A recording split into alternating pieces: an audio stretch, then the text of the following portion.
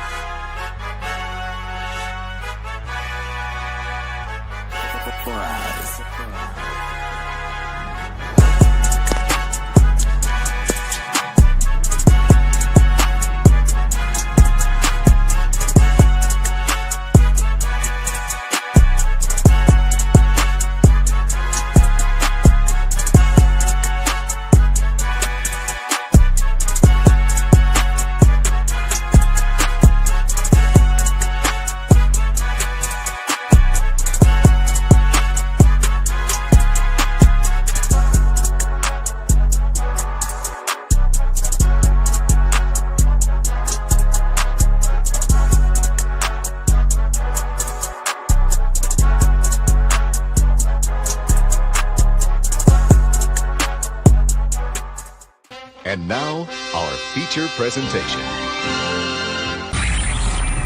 You are watching a master at work. Go get some!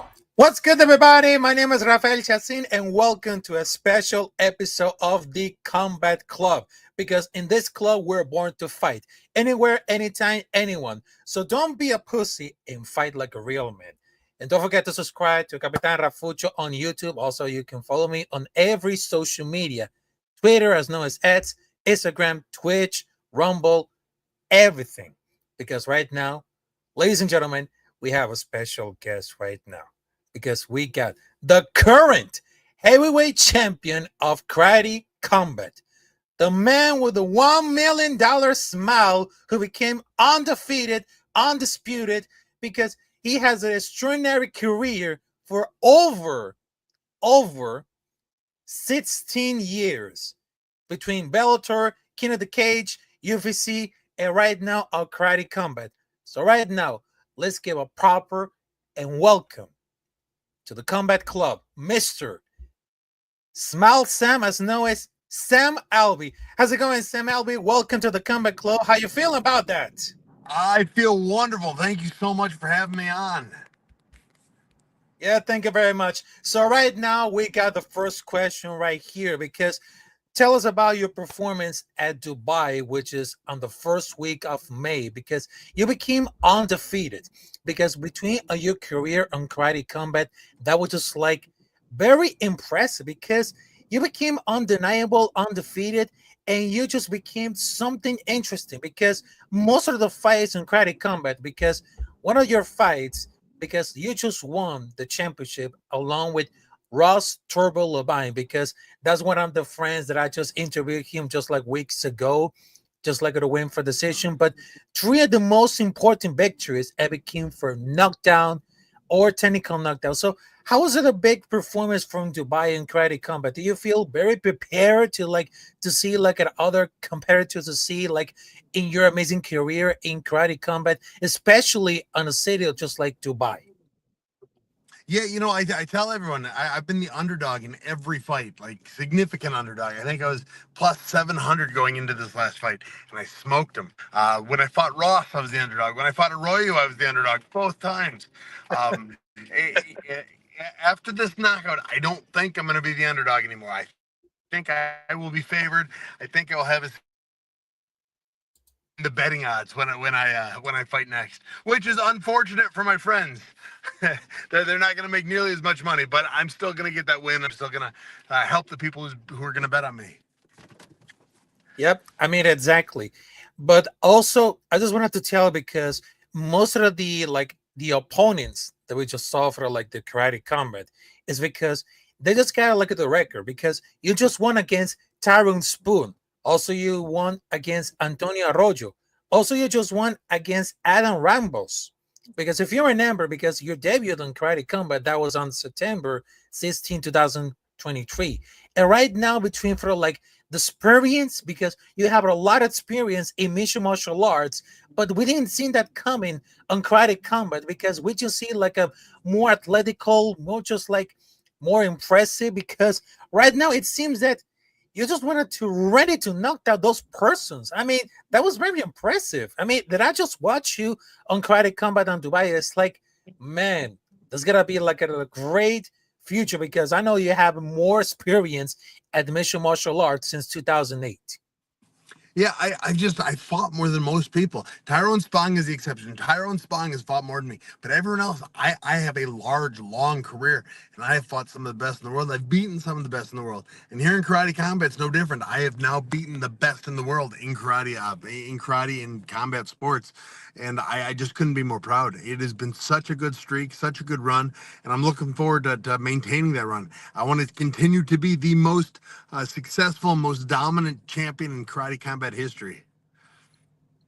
Yeah, I mean exactly, and not only because you have the greatest experience, because you became for the first time ever like the most title holders in the history of karate combat. I mean, no one can do that, and of course, we got a lot of questions for about that because how is that be the transition between because you first start at 2008 with a lot of independent promotions in mixed martial arts, from Bellator to the King of the Cage, and now you had a career in UFC, but also you have a career in karate combat. So, how was about like the transition to be like one of the most prominent figures on Bellator, and then you just change it out for like King of the Cage, UFC, and then karate combat? You had like a revival of your career.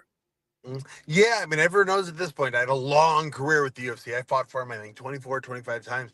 But the end of my career with the UFC wasn't great. The end of my career was, oh, I had a lot of heartbreak. But I bounced back once I was given the opportunity to go into karate combat and fight. And I just stopped letting it to go to the judges. I started just making sure I finish every fight. If I could finish every fight, the judges won't matter anymore. And it was my big motivators. I have to start finishing fights again. I have to start dropping people. I have to start making it a dominant performance every time. And it worked for me. And I was so happy it worked for me. I've stopped moving backwards so much. I now like to push forwards. I now like to add my wrestling a little bit. Even though karate combat is, you can't really wrestle, I can add my throws. I can add my lifts. I've had such a resurgence in what I'm allowed to do and how I can do it. I've just been thrilled. Yep, I mean exactly. But also, I mean that your career, because some persons they just wanted to like to put on the comments under the social media. But I just saw you between for like karate combat since 2023, and you have Mhm. like a great combat story because you just went from losing streak at the UFC to being champion in karate combat. That's a lot because I know that you've been seeing in Bellator, the cage, but right now you're seeing like the losing streak at the UFC because not many fighters have a comeback story just like more powerful that you did. I mean, you just became like to revive that career in karate combat because we've been seeing like the president also, which is as Heidi, because I know there was something that I was getting involved with those names, but the relationship between for President Awesome for Karate Combat, it became something really important because Saihi, the president of Karate Combat, it just became to say, hey, I know that I just saw you for the losing streak at the UFC, so we just wanted to revive that career in Karate Combat, and then boom, you just became like a true American hero, just like a great combat story. Yeah, so I tell all my fighters, all my young ones, all my old ones, that the most important thing about fighting is you have to win. The second most important, and it's a real close second, is you have to be remembered. You have to do something a little bit on social media, in the ring, whatever it is. You have to do something where people remember your name. And I've always tried to do that. I've always tried to be a guy that people remember fighting, whether it's with a big grin or it's because I'm knocking someone out. My post fight speeches have always been pretty good. I try my best to make sure people remember who I am. So when I left the UFC, I had a bit of a name behind me. I had a decent following. I had a lot of fans. So when I talked to Karate Combat, I was talking to Adam Skovacs at the beginning, and he was tentative about letting me in because of the losing streak, but because I don't come from a traditional karate experience or karate background. But I talked to him. I said, listen, I started in karate. I started that. I said I am a striker more than anything. And they gave me the shot, and I'm just trying to pay it back. They took a bet on me, and I'm trying to make that bet pay off for them. Yep, I mean exactly. But I know that it's something really important because look, I'm a former karate do champion because I just won 2 medals when I was a kid. And one of the props to do about it is learn something really more because I know that as a kid, because I learned about self defense, but of course, I just learned about discipline. And talking about discipline and talking about call out, because after your performance in karate combat, you call out two persons. First and foremost, you call out Jake Paul, which is from influencer to boxing. And everybody knows that Jake Paul is the most punchable face in the whole history. And after that, you just called out Eddie Hall, which is from United Kingdom, which is like the strongest man ever in the world. Because I know Yeah. between for your performance, because you just walked in wearing an American flag boxing robe, just like Rocky in the movies, and shirt himself with smoking cigar on it. That's a true American because you knocked out Spawn to be a double champ, and you call out Eddie Hearn and say, "I'll kick your motherfucking ass respectfully," because you have the highest IQ ever in the history of combat sports. And the fact that you became brave to call out Eddie Hall and Jake Paul, that's like, man, this is gonna be so much interesting. So, how you about that you call out Eddie Hall and Jake Paul? Do you want to face like against two most punchable faces in the whole history, including Jake Paul? Now, Jake Paul, I know he won't fight me. I am not retired enough. I am the same size as him, and I'm not old enough. So those three things mean he's not going to fight me. So that was kind of a, I was throwing it out there because why not? Um, I'm not retired. I'm not retired, so he won't fight me. Uh, Eddie Hall, though, I love that call. I want to fight him. Now, back in the day, back when we were men just fought. They had a problem. They just wanted to see who's tougher. They would fight. Eddie Hall has that persona. Eddie Hall, since becoming the world's strongest man, he does everything. He's even stepped into an octagon once or twice now. He has not stepped into a pit. He has not fought anyone of my caliber. He will be far bigger than me, which is his advantage. But I'll be far better than him, which is my advantage. So I hope I hope he stacks up. I hope he has the cojones to back up how strong he is and get in that pit with me. Yep, I mean exactly. Because I understand that you have like the greatest fight IQ ever. Because not many fighters have like a great brain and great personality. Because many of the great fighters they have discipline, self-defense, and of course they have the greatest IQ because they're really smart. I mean, in some case, like Jake Paul, because I don't know, understand about that point. Because believe me or not, Jake Paul it became something like the most punchable face in the whole history because he just went from influencer to self-career boxer. And I mean that it's gonna be like a really ready. But some people that are just like, oh, they just wanted to trash talk it about it because it's not about Conor McGregor. Because when I just get in there, they're just like, hey, I just wanted to have like a conversation, let's fight, and then they just wanted to move on. So they're just like, okay, so look, they just wanted to concentrate everything. So I understand that you have like the fight IQ ever on the career. So you just like really smart, and of course you had to wear because you're not like what are those persons. But I understand that you became so much important, and I love that. You became like one of the greatest American hero, just like the son of Kid Rock. One of the American badass.